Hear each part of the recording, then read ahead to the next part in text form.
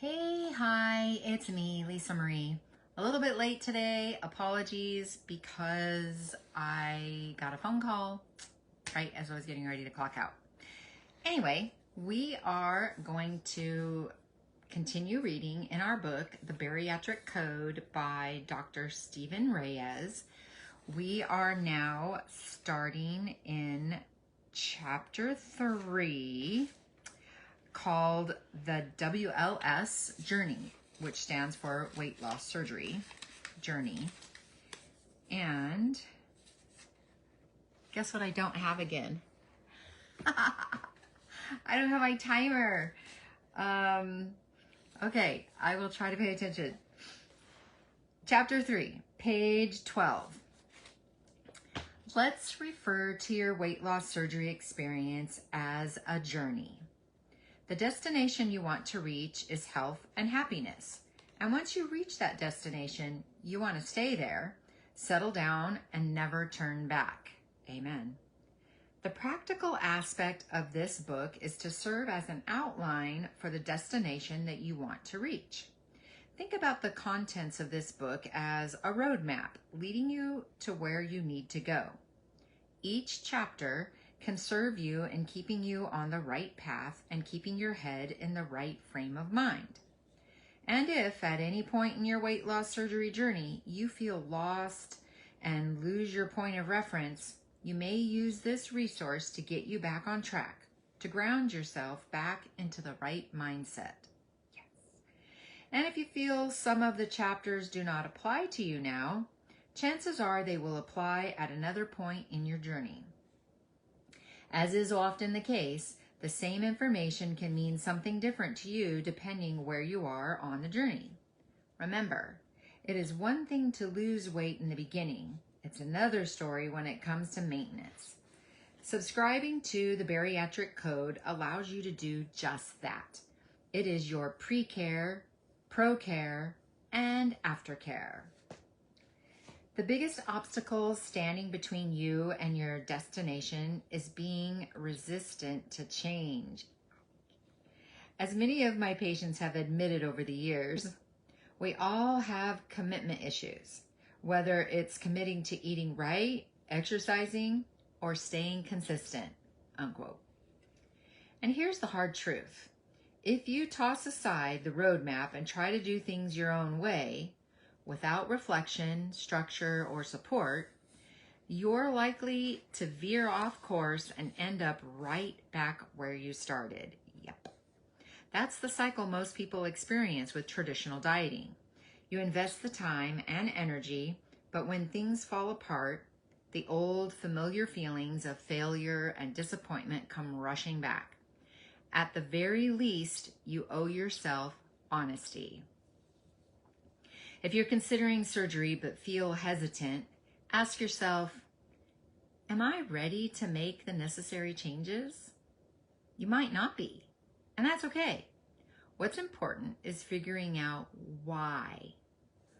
Are you afraid of the unknown? Struggling with the idea of leading a different lifestyle? Unwilling to let go of certain comforts or patterns? If you recognize that resistance, don't ignore it. Explore it. A therapist or counselor can help you understand where it's coming from and guide you toward a place of readiness. And that readiness is everything. Without it, even the best intentions will falter. But whether you're pre-surgery or post-surgery, if you've reached a point where you're tired of self-neglect, where you're done practicing excuses, and you're finally ready to take care of yourself, your self-investment is about to be rewarded. Woo woo. Dieting and desperation. Ooh, might be able to finish this section. The world of diet marketing easily plays and preys on your sense of desperation for weight loss. When every dieting method that you've tried has brought about limited results, you begin to feel like you don't have control over your life. That's why new diet plans, injections, pills, and methods can come out every year without having to deliver successful results.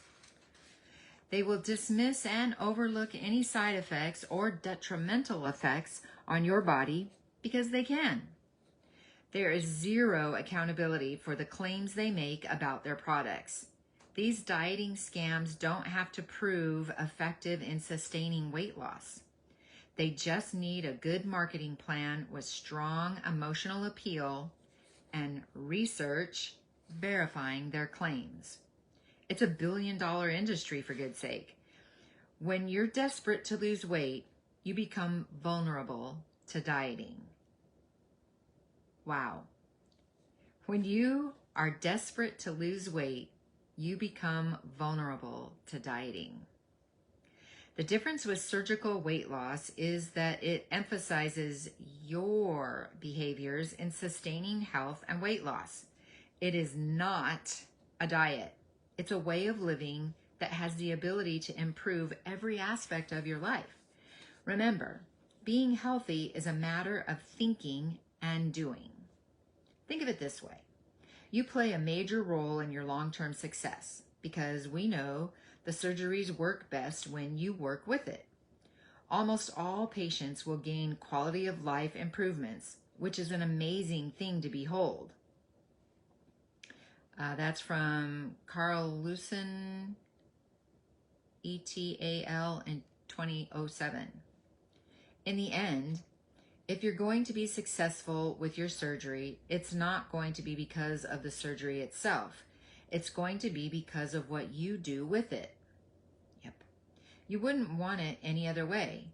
For years, successful patients have referred to it as a tool. Weight loss is great, but it should never be the sole indicator of health. How that weight is lost is paramount and can make the difference in your experiencing the frustration of something short-lived or long-term satisfaction with improved quality of life. Unfortunately, there are unhealthy means of losing weight. Example, starvation, radical restriction, injections, various medications, and so on. Most of these dieting methods end up compromising your metabolism at the very minimum and can bring about innumerable side effects that compromise your health in the long run. Whatever weight you lose will come back and typically come back with friends, meaning you regain more than you lost. True self-care helps you in the present and protects your future. Wow. Okay. Hello. Was that as powerful to you as it was to me? I like that last sentence. True self-care helps you in the present and protects your future. Like, that is so true. That's something, there were so many ouches in that one too. Each chapter, and you feel,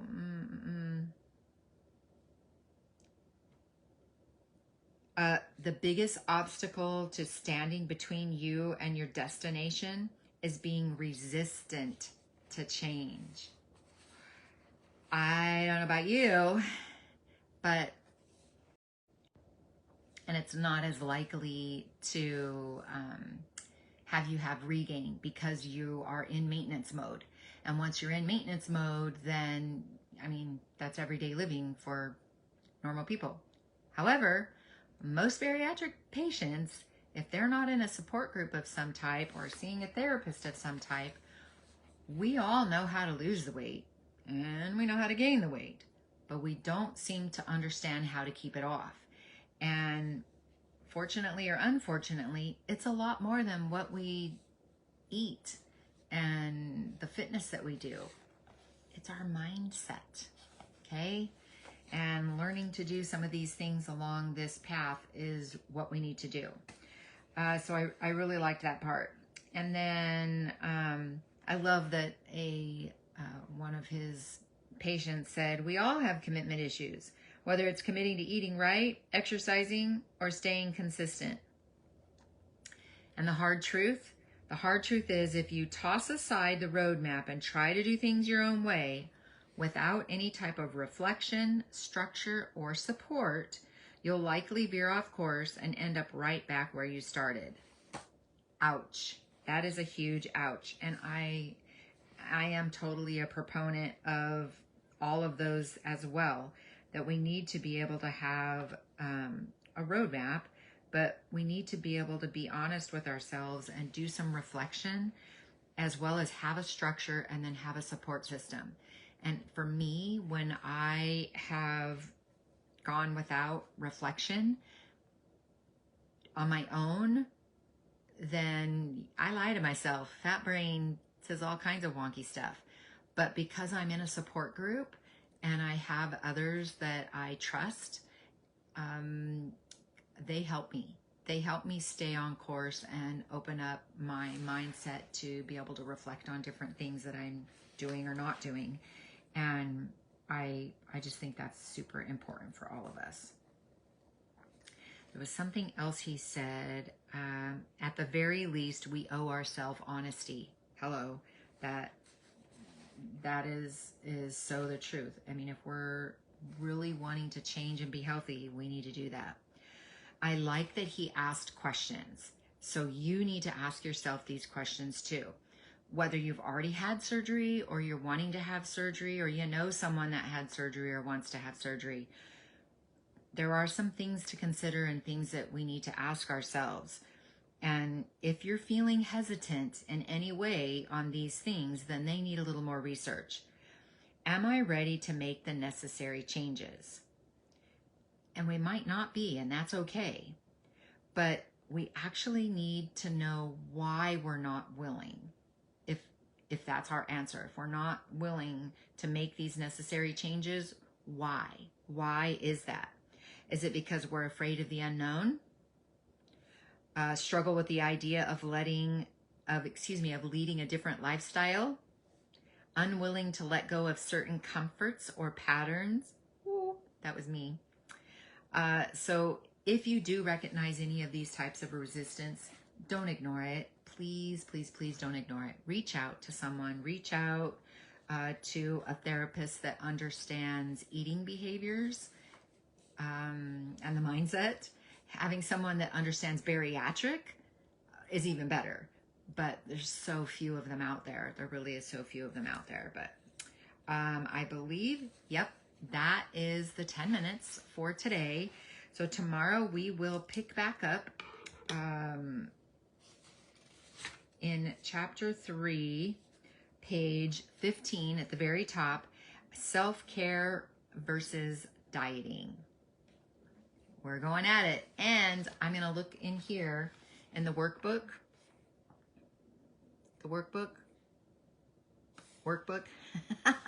Sorry. And see what it says for chapter 3 and where that part comes in.